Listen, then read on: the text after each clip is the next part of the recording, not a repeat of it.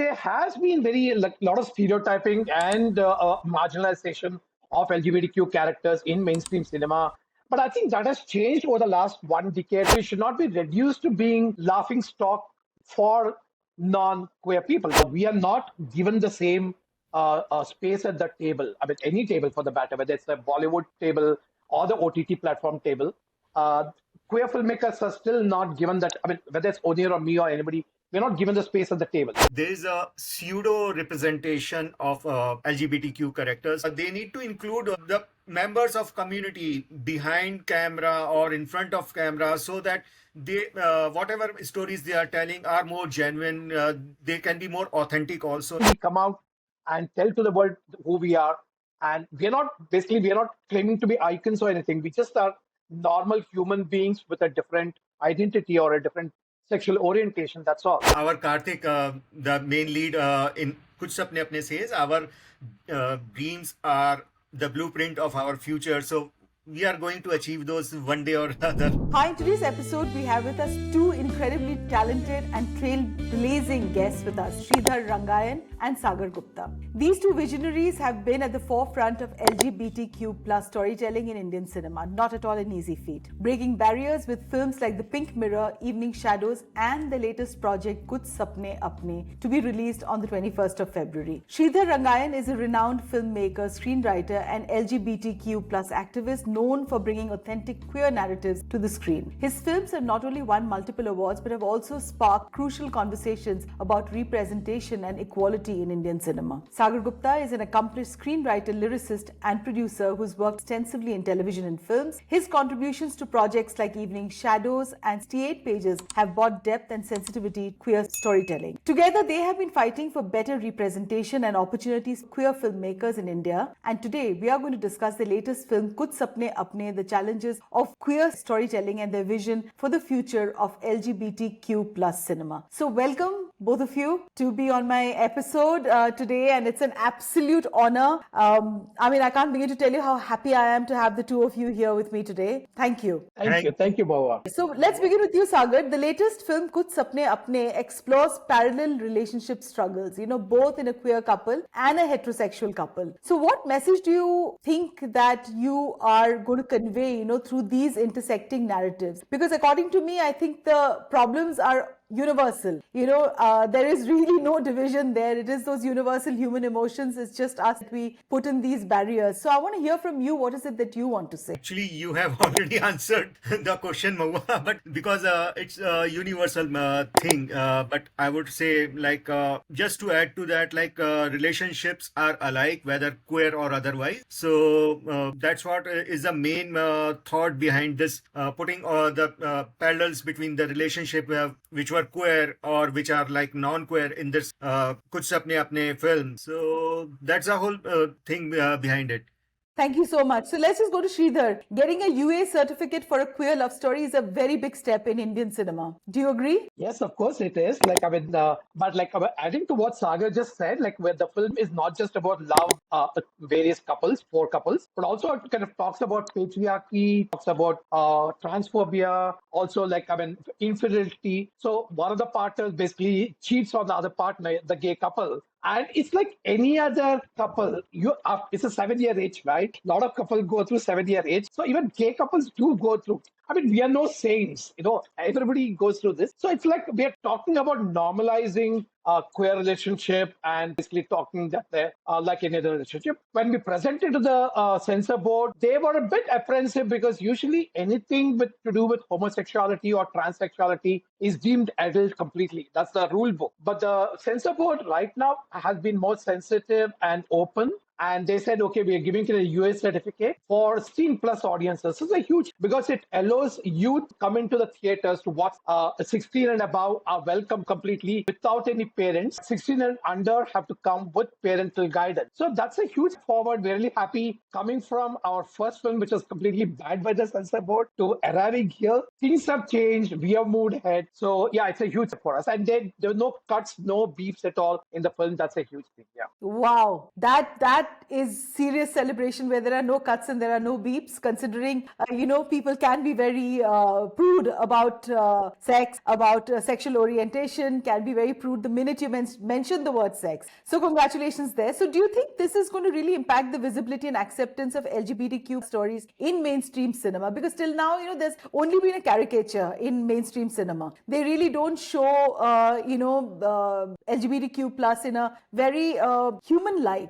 Please correct me if I'm wrong. I would really like to get your opinion here. Yeah, there has been very lot of stereotyping and marginalization of LGBTQ characters in mainstream cinema. But I think that has changed over the last 1 decade, I would like to say. I think films like our own film, Evening Shadows, the previous film, and Ek Ladki Ko Dekha To Aisa Laga, Shubh Mangal Zyada Savdhan, Badai Do, these are landmark films which created spark of conversations. Though some of them did it in a very comical way, which is a bit of a question mark there, whether that's the way to go ahead. But I think humor is good and we can laugh at ourselves for sure. We're not averse to that. But we should not be reduced to being laughing stock for non-queer people. That's the thing. So I think some of the films which I mentioned, plus Aligarh, plus some of the films of Onir, have been path-breaking. So we are very happy to be part of this whole coterie of filmmakers who touch these subjects. But we still have a long way to go, of course, to make it. We're calling it our film mainstream, but is it mainstream is a question we can discuss later.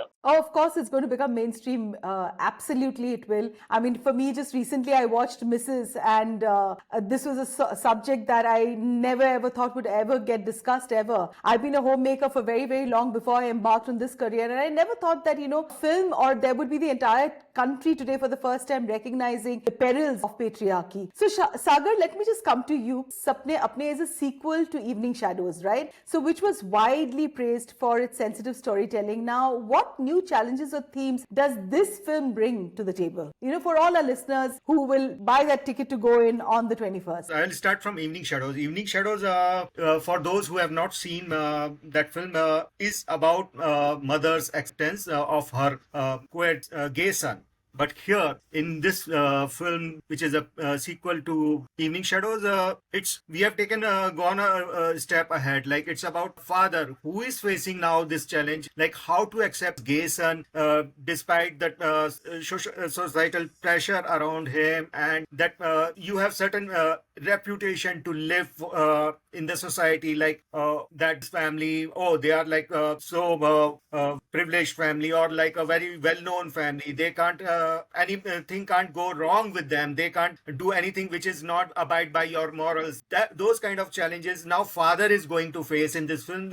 So it's very interesting journey of Damodar. That's the name of the character of father, because how he goes right from the very staunch patriarch to like he starts understanding it, but I am not going to reveal all that plot here. And apart from that, we have few more family members there who also are going through their own journeys, and on their journeys they are facing some different kind of challenges, like each relationship tested here in this film. And ultimately like it's all about love and the family bonding and how everyone comes together, hold each other, support each other. So it's all in all a family film. So I'm appealing to everyone, please come to the theaters and watch this film on 21st. It's releasing in some select cities pan India, so please enjoy this film in the theaters with your friends, family and loved ones. Oh, how lovely, Sagar. So Sridhar, your film The Pink Mirror was banned by CBFC for being vulgar and offensive, and I'm using those words. So do you think censorship in India is inherently homophobic, or do you think your film was just really way ahead of its time? I would really like to get your thoughts on this. It was a very, very simple film. There's nothing at all vulgar or offensive. And it was made in 2002, of course. 2001, we made the film. In 2002, we released and Vendor Censor Board and they banned it. So basically, they said that it's offensive and vulgar because it was about two drag queens trying to kind of seduce a guy. And here we are upturning patriarchy completely, because men are supposed to prey on women. Here were two women, I mean, so-called women, preying upon a man, and that was not acceptable at all. And they said, you're not sensitive to the community. Also, at that point of time, what they meant was we didn't have these characters, they were celebrating their own sexuality. There was dance and drama, and like they really was very happy about who they were. They were not saying, who am I? God, why did you make me like this? And those were the days, those are the kind of portrayals we needed at that point of time. So the film was way ahead of its time. And of course, it was a comedy, it was dramatic. So, but like the censor board felt that like this offensive. But we appealed three times, it didn't get the nod from the censor board. So finally, because when Netflix entered India in 2015, they put it up because it was a banned film, whatever. So we recouped the money in 2015 for a film we did 2002. So, but it was a very welcome change. OTT platform gives us a little more leeway to tell diverse stories, not really in the ambit of the censor board. But we were never been I would say, never been going away from the mainstream. We are still, even with the Gulabi Aina, the first film, we are catering to the mainstream per se, but at that point of time, they didn't understand it. Right now, the same transgender characters or the drag queens can be more understood if we did it today. As you said, we were ahead of our times then. Yeah, hopefully, right now we are at the right time. You need to be ahead of your times, Sridhar and Sagar, to be doing these sort of, this kind of art, which really is the need of the hour, considering the number of young children who commit suicide, in schools and colleges. And it breaks my heart because we had a mother who had come onto our podcast for this young boy, in a school in Delhi. And all he did was apply nail polish on his nails. And he the only child of a single parent, and he was bullied and he died. Oh my God, so this is crucial. This is extremely important for us to have these conversations, that there is many shades to our lives, not black and white. Yeah, the reason, like, in fact, like when I came out in 1990, my mother asked me, why are you coming out? You have told me, I kind of accept whoever you are. Why are you telling it to the world? But again, we were trying to tell it to the world that one more person exists, that young kid, the entire society in the school and everybody knew that like more people like him, they won't have bullied him so badly. So that's the reason we come out and tell to the world who we are. And we are not claiming to be icons or anything. We just are normal human beings with a different identity or a different sexual orientation. That's all, Just another family member saying, hello, we are here to hold you. So Sagar, you've been a key part of Sridhar's filmmaking journey, So how do you balance writing and producing while ensuring authentic representation?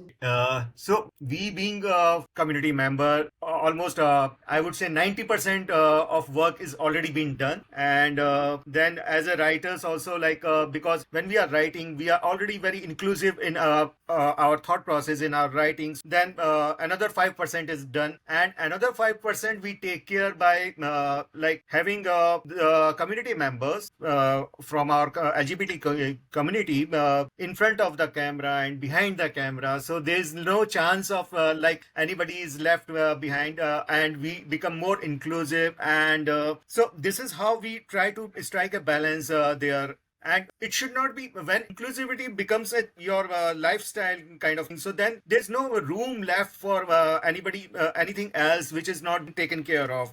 That's what we try to at least practice and do in our whatever work we do. So we try to figure out whether we are inclusive of heterosexuals too. We are in the film and in all our lives. So that's the thing. So we also still trying be more and more inclusive there, because with new identities emerging out of LGBTQ aspect, one has to be aware of those, start learning about those. So we are also doing that and trying to be more and more inclusive as much as we can. What has happened is, over the last, I would say, 10 years, or since the 2018 verdict per se, a lot more youngsters are coming out with diverse identities, which earlier they were there, but they're not claiming those identities. The trans masculine people, the non-binary person, I would say they always existed amidst us. But right now they're saying this is who we are. We want to be recognized for who we are. So we need to be respectful of those identities earlier, which didn't exist. So a lot of my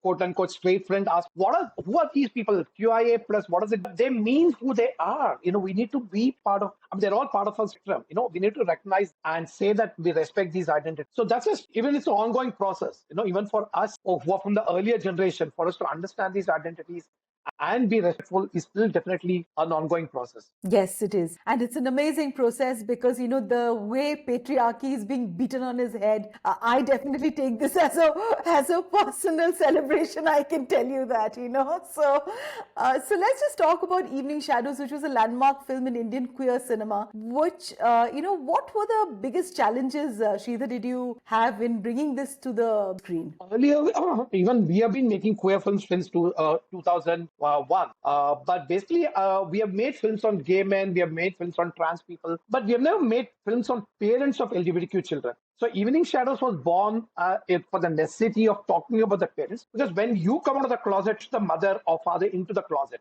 because they have nobody to talk to, they don't know, they don't have resources to understand what this person is saying, what the child is saying. So we want to kind of make a film kind of a resource for parents, or children to show to their parents, this is who we are. And the conversations in Evening Shadows are very mirroring real life, my conversation with mother, and a lot of gay men's conversations with their parents. And we realized how universal these conversations were when we were screening in Australia or Netherlands or somewhere. And all of them said, like, oh God, this is exactly the kind of conversation we had with the mothers or parents. So there's a certain personal idea of what the film was about, but also universe.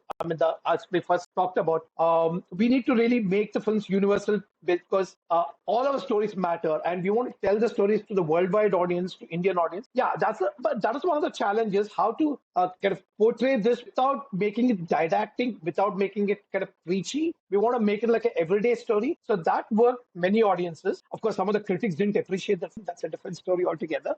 But I don't know why. Audiences loved it. We got 27 awards, went to 82 film festivals, and Wow. we screened it in theaters in India and also on Netflix for 3 years. It received a lot of love, and a lot of people wrote back saying, parents, I'm not just of LGBTQ parents, general parents saying, this is a film which we love. So, but the challenges was also finding money to make this film.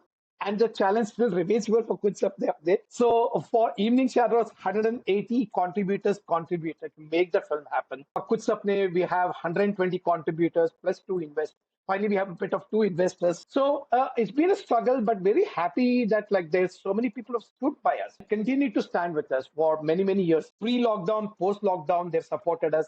That really means a lot to us. Oh, I can imagine. Absolutely, Sridhar. So, Sagar, do you think queer filmmakers like you and Sridhar are given the, equal number, the same kind of opportunities in Bollywood as, let's just talk about your counterparts, so do you sometimes feel like an outsider in this absolutely aggressive patriarchal industry as I see it? Wow, that's quite a heavy question, but I will return to that a little later. I would like to add to Sridhar's answer there for your previous question. Like Sridhar, a beautiful thing which has emerged out of Evening Shadows was the birth of a LGBTQ children's parents group. It's a Swikar. Swikar in English means acceptance. Acceptance, yes. Yeah, so LGBTQ, it's a parent for the LGBTQ children. So which has born out of Evening Shadows. We were very happy, and when it started with 10 parents in Mumbai, but now I think Sridhar will be able to correct me more. It has around 600 or 800 parents nationwide, and 700 parents, few yeah. in international on internationally also. So that's a impact Evening Shadows, and we are very happy about it. And now coming back to your question which you have asked, if you know that we both are also organizers and curators for this very great largest queer film festival of Southeast Asia, so Kashish Pride Film Festival. So at Kashish we welcome all the filmmakers with their films, like whether they are queer, non-queer. We don't question about their gender or sexuality, but when it comes to us, it's not we are not welcome that much, because at Kashish we are welcoming everyone, whether it's a film from a Bollywood established filmmaker or a upcoming filmmaker who is trying to make some start there as a filmmaker. So I believe we are still on the fringes of the mainstream cinema, except I think Honor managed to break that shield and gone ahead which is very great and very encouraging. Filmmaker, despite his sexuality, is going ahead and able to tell the stories from his lens, from his point of view. But Mohua, still, I would say, we are not given the same space at the table. I mean, any table for the matter, whether it's a Bollywood table or the OTT platform table. Queer filmmakers are still not given that, whether it's Onir or me or anybody, we're not given the space at the table. I'm not saying non-queer filmmakers should not make queer films. Of course, everybody should make films on LGBT topics, everything. But we should also be given a little bit of space, at least tell our own stories within, I would say, 100 projects, at least give one to a filmmaker or queer writer. So that is still yet to come by. Hopefully it will change in the near future, but not really. I don't think we have enough space at the table. So we still have to fight for that. But things, I thought in the OTT space, what is happening is like there have been a lot of projects have LGBTQ characters, but I think they're more of a box rather than fully fleshed out stories. You have usually a lesbian cop. I don't know why she's a lesbian, but it's become a trope now. It's become a trope where you have lesbian characters who plays this cop, and then their personal life is really not explored enough. The sexuality does not play a part, which is okay. Finally, will come there. That where sexuality is just a part of who they are. But right now, if they're putting this particular character as a tick box, I wish that they would have a more rounded arc of their character, more stories of their personal lives also. I hope we get there. Yeah, I don't know whether I've answered your question. Yes, it has. So Sridhar, you know what? Bollywood has been criticized, for casting cisgender actors in transgender roles. I mean, why? Why? So, what are your thoughts on this? I mean, it really, really pisses me off when I see that there is such a huge, set of people who can be approached for these roles. How do you think we can make better opportunities, for trans actors in mainstream cinema? Definitely think since male characters are being played by male people and then female characters are being played by female persons, so I really think trans characters should be played by trans. Sure. Yeah. No? And there are enough trans actors available, all ages and things. If somebody wants to cast them, come to me. I'll give you 50 transgender actors. But again, there is a bit of a gray line because we ourselves in our film have cast a cisgender person to play a trans person. So ask me why. The reason is that in the film, the person is just realize who he or she is. So from Ramesh to Rama, the transition, is happening in the film. So we have cast cisgender person because in the initial scenes the person appears as Ramesh, and as we go along he becomes Rama, she becomes Rama. Okay, so it's a bit of a gray area. I know we'll be criticized for that. We are already been criticized for casting a cis male person, but we are saying that this person is in transition in the film. This person is not yet fully transitioned trans woman. So, but yeah, that's a topic. It's a bit of in our film, it's a bit of a gray area. So I admit to our failure of not really, hopefully in the next film, in the past, we have done a lot of projects where we have cast transgender person to play transgender characters, and even in our film, have a transgender person, Pradipta Ray, acting as a painting teacher. The painting teacher could be a woman, could be a male person, but we cast a transgender person. So we are inclusive in our sensibility. But just to correct you there, Pradipta plays himself as themselves only. Yeah. So there's no question of doubt there, because they are playing themselves. Correct. Yeah, and we have scenes where all the other identities are there. I don't know, but we could be criticized for having a cis male person play a trans person in this particular angle. No, I don't think anybody is going to criticize the two of you because you are trailblazers and it requires tremendous courage to be where you are. And yeah, absolutely. So, Sagar, do you think mainstream Bollywood avoids making LGBTQ plus films despite a growing audience, for this kind of content? Do you think they avoid it?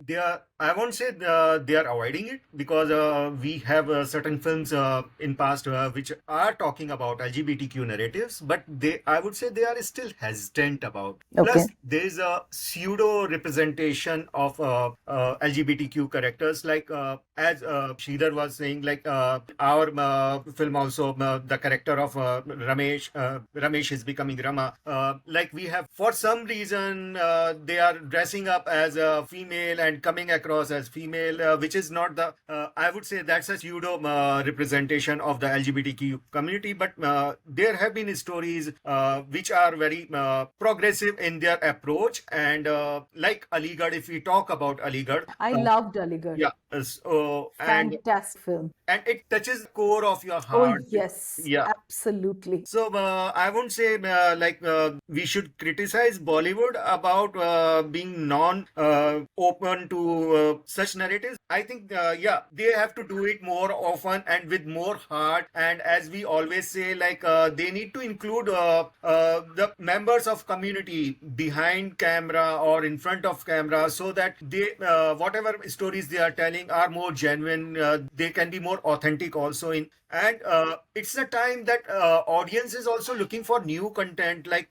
they are okay with those kind of stories. Like because end of the day, deep down, these stories are about human emotions, about human people, just like you, me, or Absolutely. anybody else. So that's it. Like they just have to be a little more inclusive. So, Sridhar, if you were to make, remake actually one mainstream Bollywood film with a queer narrative, which one would you, choose, and why would you choose that? All of them. I would remake each of them with a gay couple at the center or a lesbian couple at the center. But What I happens love. to straight people then? No, they're going to make their own. I'm going to make my own. But I would say, like, I mean, I'd love to make a Ram Leela. I love Sanjay Leela Bhansali's films. So I'd love to remake Ram Leela with queer, completely. I mean, it has queer elements in the film, of course, already. But at the center of it, instead of Ranveer and Deepika, I would have a Ranveer and somebody else, whatever. Ayushman could be. No, Aishwar has done his part. I think we need more people at the center. So it would be great to have more LGBTQ. Why remake? We create new stories. That's what I would create new stories of LGBTQ representation. But I think we need to be more. I mean, like something like Gangubai, like the Vijay Raj character could have been definitely played by a trans person. I'm taking names. I don't usually like to, but I would prefer to have somebody of a trans person playing Vijay Raj parts. It's a very easy thing to do. And if a trans person is not really equipped to do that, I think you can train them, have workshops with them, skills build, do skills build. I really think there's more, I would say, more appetite for real representation and should be there right now. And I mean, congratulations for Mismatch 3. If you see that, Ghazal Daliwal, who is a queer writer, trans woman, which has written a part for a trans person. The first ever film in mainstream OTT platform to have a trans female person. Kudos. I mean, I'm really happy to see that. Or Made in Heaven, Fantastic. Trinetra Haldar playing, a trans woman. Beautiful representation. It comes from, it becomes so genuine suddenly. It becomes so real when they play their own Absolutely. parts, Yeah. So in the same way, I'm a Bengali, so there is also Rituparna Ghosh, Perfect, and yeah. his cinema again was, representation of the queer community. Just adding to that lovely trilogy by Rituparna, like Memories in March and Chitrangada, Oof. and another love story. Memories of March, has given me the goosebumps, because I think how Dipti Naval, handled grief and and how her relationship, with her son's lover, so beautiful. My goodness, I mean, fantastic. And of course, Chitrangada, definitely. It, you really travel with them in that grief and in that entire so arduous path of love that each of us know. It doesn't have to be a queer couple. So, Sridhar, Bollywood has largely remained silent on the same-sex marriage debate, So, why do you think that is? And what message do you have for industry insiders? I mean, why would you keep quiet? Because their voices matter in a country like ours, where we're all so star-struck. So, what would you like to tell them? No, after the 2018 verdict, the Supreme Court reading down, the whole fizz has gone out of the LGBTQ struggle story. So I understand that the same-sex marriage rights to be there. Myself and Sagar have been together for 30 years now. We need to get married, not today, tomorrow, or day after tomorrow. I hope I get an invite. Yes, of course. Sure. But we want to get married only when it's legal. We don't want to do like a general wedding or just a shoshebazi kind of thing. We want to just get married because like we care for each other. We've been together for 30 years now. And if we cannot sign for each other's medical emergency, who will?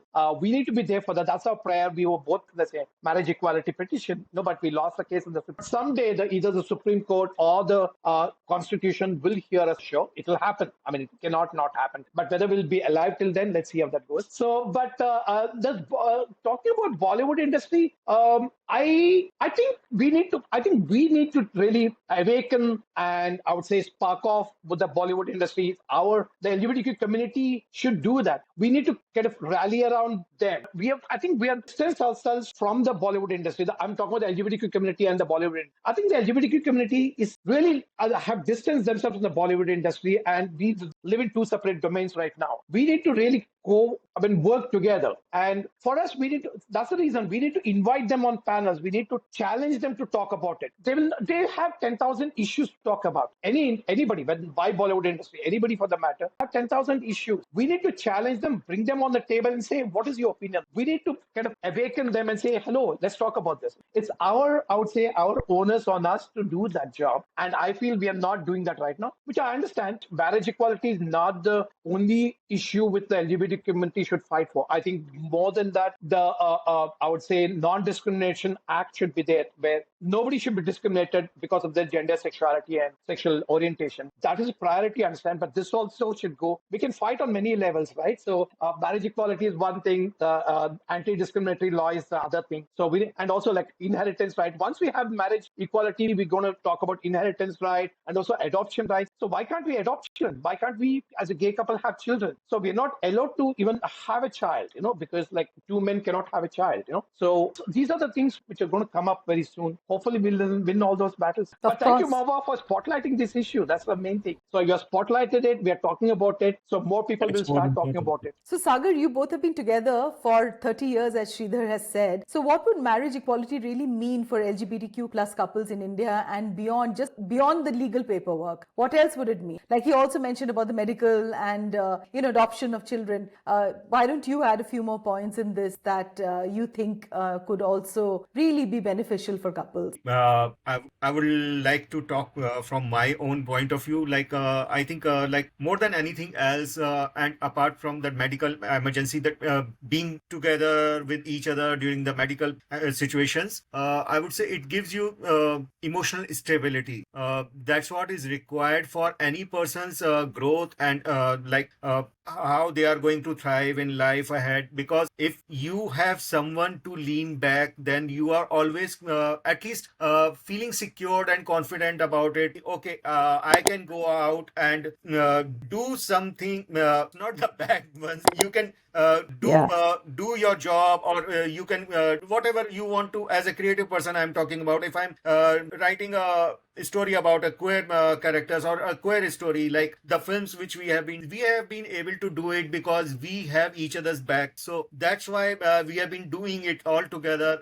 And many a times, so many people we come across who ask us, isn't it bit scary to carry both your personal and professional eggs in the same basket? So we said, no, look at us, though we have our own differences and all that, but we have been managing to do it very, if not greatly, but yes, I would say it's very successfully in our own regards, because we know we have each other together. That's what same-sex marriage will, if we get that, I think that will give us more power on these grounds also. And why should we marry when anybody can marry? Everybody can marry in India. Yeah. Why shouldn't we marry? And again, like as Sasa said, it's one less thing to think about. We have the same issues as anybody else, paying our house rent, having everything, which like any other person. And the heterosexuals do not have to worry. Okay, they get married, and it's as simple as that. Here we have to fight for the marriage. Why? Those are the things. So we want one less thing to think about. At least the decriminalization lifted off the whole criminality from our head. So we're not criminals anymore. That's a huge thing, So Absolutely. yeah, having and again, like I mean, the whole are you a Hindu? Are you a Muslim? Are you a Christian? Do you have right to marry because you are a certain religion? Completely invalid reason. Everybody should be allowed to marry.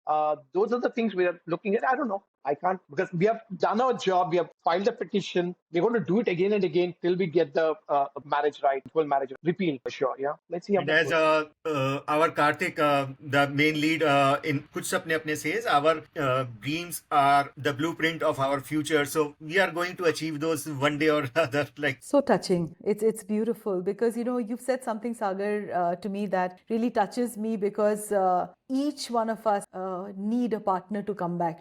Human beings were not meant to be alone. We need a companionship, and it really cuts across. Whether you're a heterosexual person or whether you're a lesbian, a gay, you're a queer person. We all want someone, on whose shoulder you can rest your head on and hold another person's hand. So I completely relate and understand what you're saying. So Sagar, let's just talk a little bit about the Children's Film Society. Proves that you really care about young audiences, right? So should LGBTQ plus themes be introduced to children's content in India? Or do you think that could really spark an unnecessary backlash? Because as it is, I think adults have difficulty in addressing anything to do with the queer community. How do you think children would really, the parents actually would deal with this? yeah, I would say, actually, these days we don't have really think and bother about these things because today's children are exposed to much Yeah. different kind of media and things, which we as elders or parents wouldn't want them to go there. And believe me, they have been exposed to all that. Coming back to that particular question, I would say at a particular age, as our has suggested, prescribed like 16 plus audiences and all that. So they are at a correct age, and age, I will say, is already defined by CBFC and under proper guidance, whether it's a parental or by their teachers, they should be introduced. And why not? Because I'd like to talk about a program which we have designed out of Kashish for we take queer campus. It's a campus film festival which is going to different campuses, different school and colleges. It's called Kashish Forward. So through Kashish Forward we are trying to educate the students which are of a certain age, not really youngsters, students of say 11th and 12th standard, because at that age they can understand these things without getting very judgmental or without getting influenced by these things. So believe me, children are much more accepting when these youngsters, I would say not children, but youngsters are very more accepting when it comes to LGBTQ. They are more aware about it. They are very open-hearted. So far our journey with them through Kashish Forward is very heartwarming, and it's encouraging to see young India is thinking in a correct direction. They are not going back and with those redundant thinking and all that. So they are very open about it. So Sridhar, That's would you really like? encouraging, Sagar. That feels so good to hear. So, So, Sridhar, Mohua, just to add to what Saga said, I've traveled with Kashish Forward to many colleges across India, to Delhi, Kolkata, Ahmedabad, etc. A lot of colleges, Tier 2 and Tier 3 cities. And also we have screened to young school children, 11th and 12th, as you mentioned, and they were so bloody receptive. They got the film completely. And we of course take, we are more sensitive. We take queer college friendly or school friendly films only. We do not take very films which have more adult kind of content. We do a bit of censorship ourselves, which is good or not, but we take more sensitive films to these colleges, and the response has been great. And I think the students are more welcoming than the teachers. Teachers are still in the old mindset, but the students are much more welcoming of new ideas. And I think, as Sagar said, we believe in the new young India per se, to take these journeys forward for sure. And the youngsters are coming out when they're 12, 13 these days. yes, They're more sure of their identities. I came for, out when I was for sure. 25, so super old. Absolutely, I agree. Times have changed, and good for them. Yeah, good for Instead them. of suffering for so long, it's so much better if you really have a voice at a younger age. So the trauma becomes a little lesser. Correct. So Sridhar, you work closely with Sagar on multiple projects. What's one thing that you and Sagar fundamentally disagree agree on, and when it comes to cinema, and who loses their shit more than the other? So it's like chalk and cheese. I'm one of those very impetuous guy. I'm an Aries guy. He's a Piscean. So we are Me poles too, apart. Sagar. I'm a Piscean. Oh, Oh boy, Pisces are the most difficult people to work because they are so particular about everything. They focus on the little things, which is in a way good because we are I more look at the meticulous. larger picture and Sagar looks at the minor picture, and we make sure that like both the things balance out. We have a larger vision in the films, and Sagar is dedicated to the detailing of the everything. So we may, of course, we fight about everything. And when we see a scene, I say I love this thing, and Sagar at the same time is saying I hate this. I mean, it's a film or television, whatever we are seeing, and we are totally like friends, But we believe in one vision of the LGBTQ representation should be perfect, and people around the LGBTQ people has to be perfect. So that's the thing, and we want to make it real.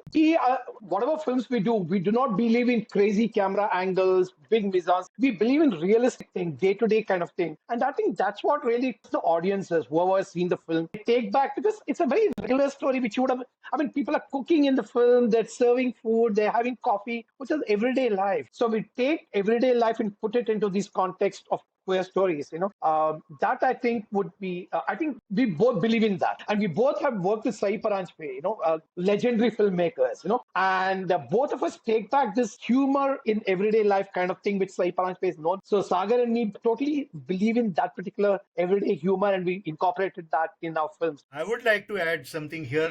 Like Mohua, you have asked about, you were talking about differences between us. So I slightly disagree what Sridhar here. I love this. Bring it on. Sridhar said he said I missed it on, he said they are like, Sridhar, you said something, I'm just I lost. said we are chalk and You're, cheese. you go into the Yeah, details. I'm a larger vision. You're minor. You're focused No, on the no, no, minor no, no, no, details. no, no, no, no. You talked about you said we try to LGBTQ stories as perfect stories and all that. Here I beg to differ because nothing is perfect in life. All are imperfect souls and human beings, and so we show these characters as like human beings, like who have their own shades of gray, black and white, and they are not totally white or black, they are gray. That's the only thing I would like to correct him We're here. all work in progress, Sagar. There isn't a single Yeah. human being who can say that. Yeah, I like absolutely. the way she And nods his head. the day you say that, that means you're down.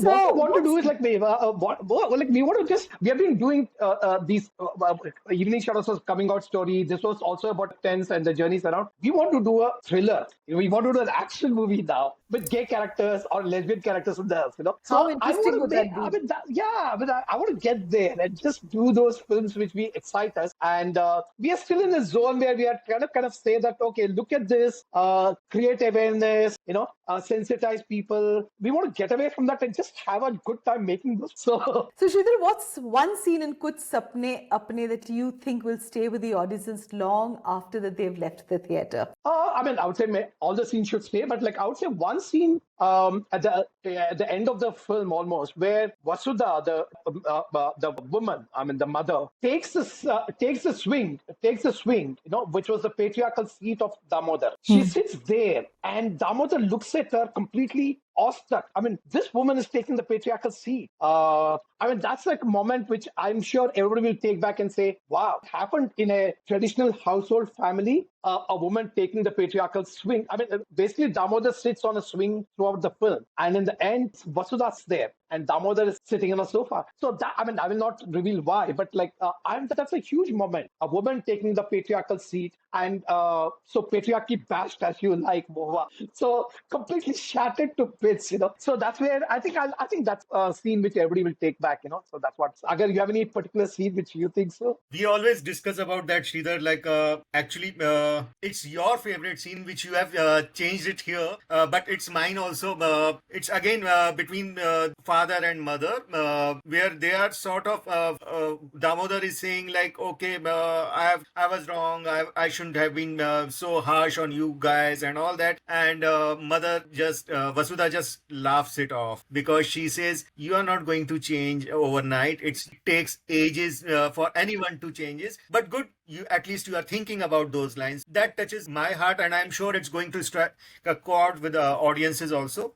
So yeah. It has touched me for sure. I get the goosebumps thinking about the whole scene, and I can't wait to watch the film. Thank you so much for taking all the time and being on today's episode with us. Thank you, Sridhar. Thank you, Sagar. It's been an honor for me to have the two of you. We wish Kuch Sapne Apne all the best, and it's been an absolute honor. Take care. Thank you so much.